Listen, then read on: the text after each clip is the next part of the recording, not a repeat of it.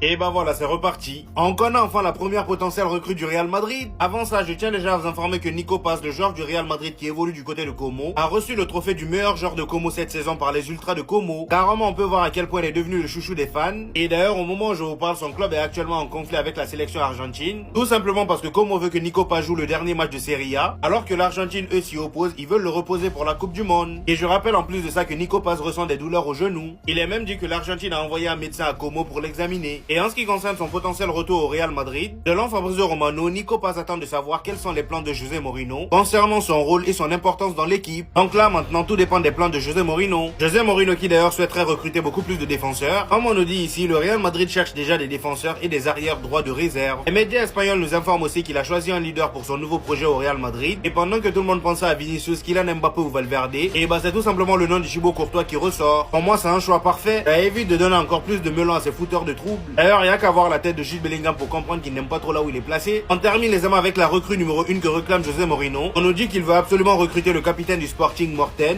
un joueur danois de 26 ans. Je vous avoue que je le connais pas tant que ça. Et son prix est actuellement à 50 millions d'euros. Pour ceux qui le connaissent, dites-nous en commentaire s'il est bon ou non.